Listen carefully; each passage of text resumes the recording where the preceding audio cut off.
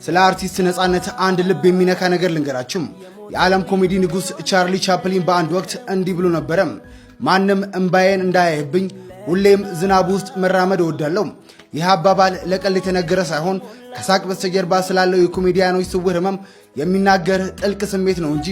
በዓለማችን ላይ ሆነ በሀገራችን ያሉ ብዙ ኮሜዲያኖች የራሳቸውን ህመም ደብቀው የውስጣቸውን እንባ አውጥተው ለእኛ ፈገግታ ሲያድሉን ኖረዋል። የኛው ነጻነት ወርቅነህም ልክ እንደ ቻርሊ ቻፕሊን ነበረ። እኛ በስራዎቹ ስንስቅ፣ በመድረክ ላይ በሚፈጠረው ቀልድ ስንዝናና ምናልባት እሱ በውስጡ ምን አይነት ዝናብ ይዞ እንደነበረ አናውቅም ነበረ። ህመሙን በፈገግታ ሸፍኖ የራሱን ጭንቀት ወደ ጎን ትቶ የእኛን ጭንቀት ለማቅለል የኖረ ህመሙን ደብቆ ፈገግታውን ያካፈለን የዋ ነፍስም ነበረ። ኮሜዲያኖች ሐኪሞች ናቸው፣ ነገር ግን ራሳቸው ታመም ያለው አይሉም። ነጻነት ህመሙን አላሳየንም፣ ነገር ግን እሳቁን ሰጠን።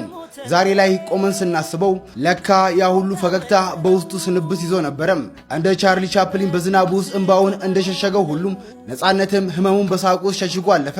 ላሳቀን ሳቅ፣ ለሰጠን ደስታና ለነበረን ቅንነት ዋጋው ክብርና እረፍት ነው። ነፂ ነፍስ በሰላም ትረፍ። ነፂ ከጥቂት ሳምንት በፊት እንደዚህ ብሎ ነበረ። እቺ ፎቶ ለማስለቀሻ አሪፍ ናት።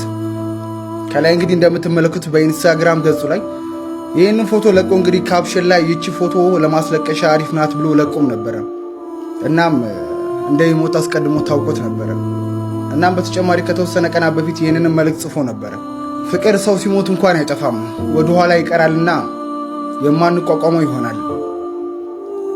እና ሰሞኑን እንግዲህ የሚለቃቸው ጽሁፎች እጅግ በጣም ልብ የሚነኩ ነበሩ። ነፂ ሁሌም በልባችን ትኖራለህ፣ እጅግ ከልብ እንወድሃለን። በኪነ ጥበቡ ዘርፍ እንግዲህ ላደረግከው ውለታ መቼም ቢሆን ከልባችን ውስጥ አጠፋም እንወድሃለን። ፈጣሪ በአጸደ ገነት ነፍስህን ያኖርልን። ለወዳጅ ዘመዶቹ እንዲሁም ለመላው ኢትዮጵያ ሕዝብ በድጋሚ መጽናናትን እንመኛለን።